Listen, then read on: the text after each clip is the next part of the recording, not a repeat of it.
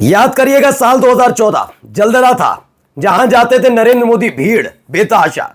आज लोग उन्हें सुनने के लिए तैयार नहीं है। हालत यह है कि भाड़े की भीड़ बुलानी पड़ती है और उससे भी बुरी हालत यह है कि इससे पहले भी कभी भाड़े की भीड़ बुलाई तो वो गुपचुप तरीके से दब गई खबर। लेकिन अब ये बातें छिप नहीं पा रही क्योंकि इस देश की मीडिया पर इस देश की जनता को भरोसा नहीं है। इसलिए वो सोशल मीडिया पर आगे आकर खुद बताते हैं कि जिस वक्त उनकी छुट्टी होती है उन्हें डरा धमकाकर जबरदस्ती नरेंद्र मोदी की रैली में लाया जाता है। ये एक महीने के भीतर चौथी बड़ी फजियत नरेंद्र मोदी की हुई है। इस बार दिल्ली में यह फजियत हुई।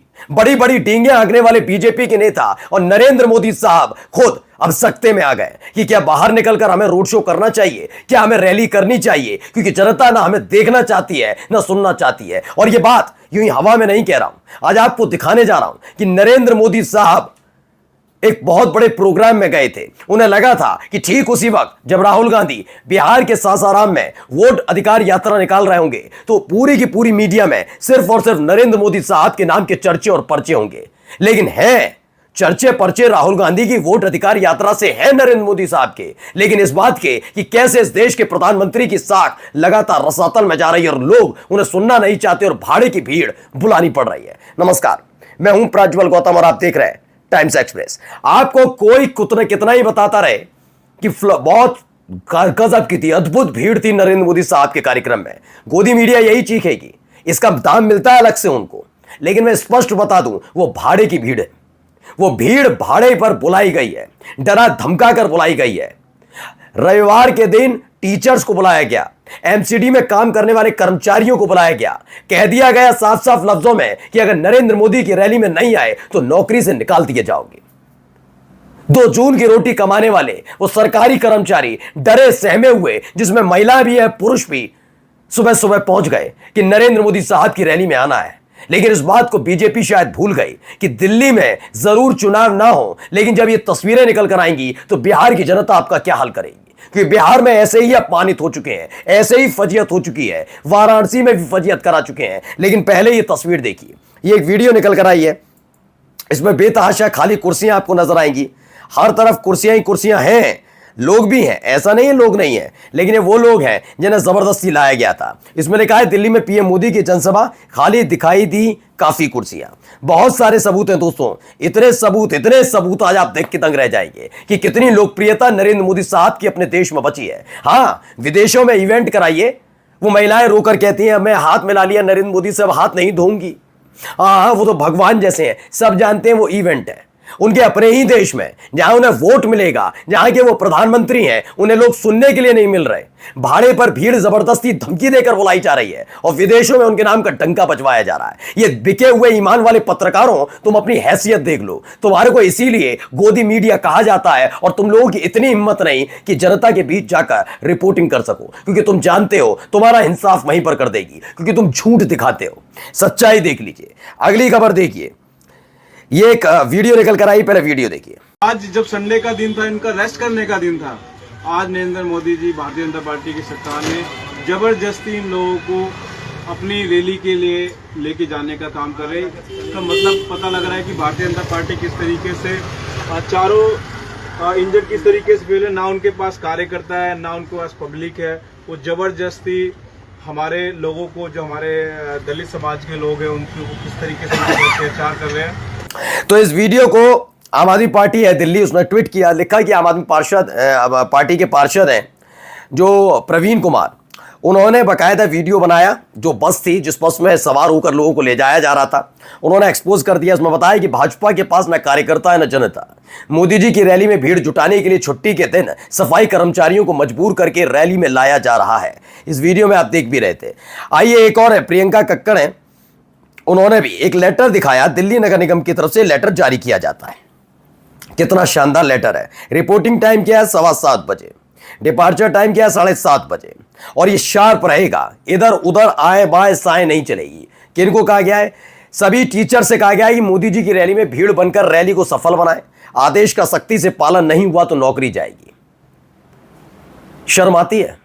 मैं आज बीजेपी के नेताओं से पूछता हूं, दिल्ली वालों से पूछ लेते हैं, शर्म आती है थोड़ी सी? इतनी सी बची है, इतनी सी बची है। थोड़ी भी बची होती तो नरेंद्र मोदी से कहते रैली वैली मत करो, मत करो। सरकारी दफ्तर में बैठो, अपने जो पीएमओ वाला ऑफिस है वहां से लाइव जोड़ो, और वहां से कार्यक्रम कर लो बहुत चुपचाप तरीके से। क्यों फजीयत करा रहे हो? भूल गए क्या?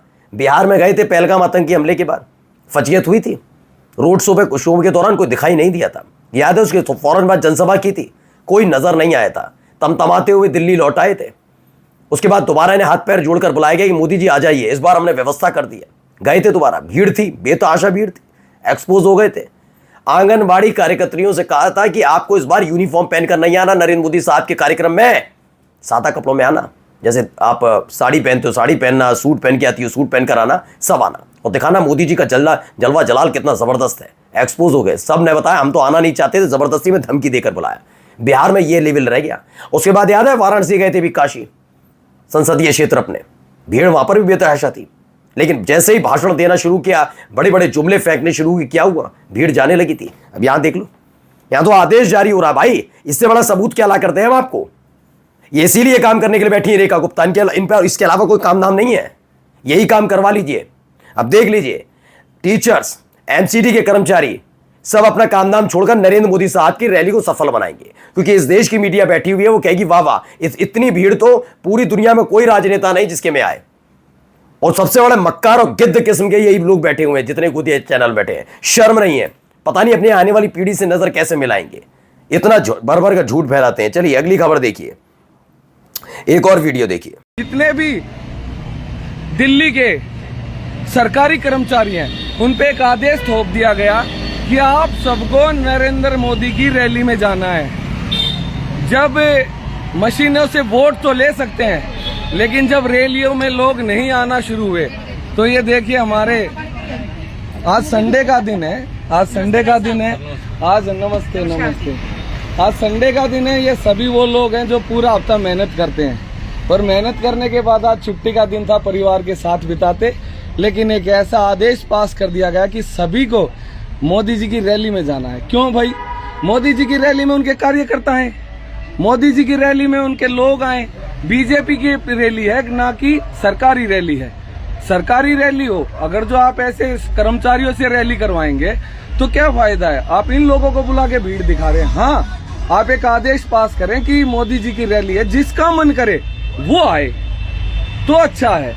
अगर जो अपने मन से जाए तभी मजा आता है ना। तो ये तो जबरदस्ती वाली चीज तो बिल्कुल गलत है कि इन लोगों को भर के ले जाओ और दिखाओ कि हमारे पास लाखों लोग आज मोदी जी की रैली में आए नहीं, लाए गए, और वो भी जबरदस्ती। वो भी अगर जो ये बहनें आज छुट्टी का दिन होता, अपने घर पे अपने बच्चों के साथ रहती, अपने घर के काम करती, अपने परिवार के काम करती। ये कहाँ पे जाएगी भाई ये बस? हेलीपैड पे मोदी जी की रैली में।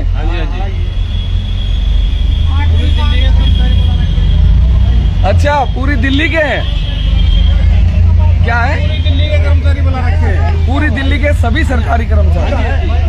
तो ये वीडियो जो है ये अंकुश नारंग है। उन्होंने कहा कि देश की राजधानी दिल्ली में भाजपा की 4 इंजन सरकार पूरी तरह फेल।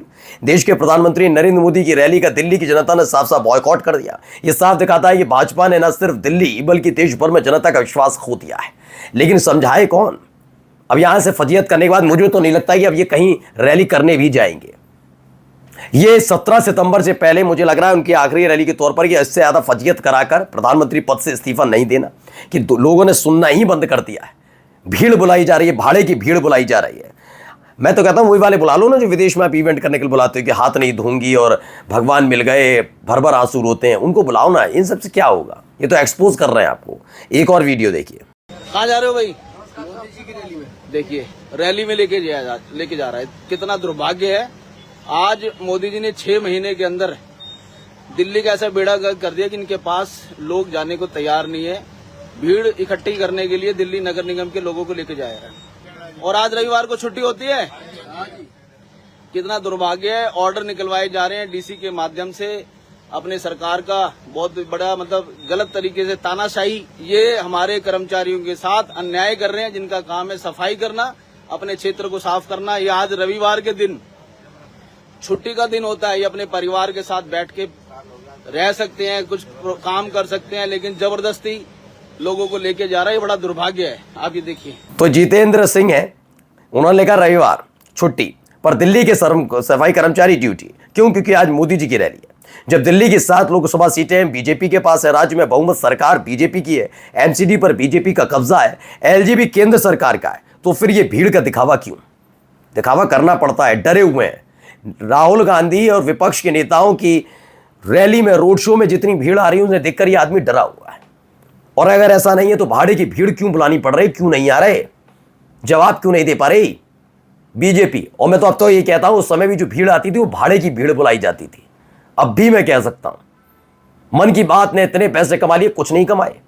इनके अपने नेता सुनते हैं। आपने कभी सुना? आम आदमी बहुत गौर से सुन रहा है। शुरुआत की बात अलग, 1-2 बार सुन लिया, उसके बाद कोई सुनना भी नहीं चाहता, कहते फिजूल की बात है, से ज्यादा मन की बात तो हमारी। सुन ले एक बार नरेंद्र मोदी, बीजेपी का कोई नेता अगर सुन लेना इस देश के जनता की मन की बात, कान में से खून देने लग जाएगा। आइए इधर भी सुनिए क्या कह रहे हैं। तो आप लोग क्यों आए, कहाँ जा रहे हो? कल बच्चे भर्ती थे, भर्ती खुलेगा आज, नौमी है हमारा तो पूछती है। तो कहाँ जा रहे हो, कहाँ जा रहे हो आप लोग? पता नहीं कहाँ बोला ही नहीं, मैंने ऐसे बुला लिया, बस ड्यूटी पे आना।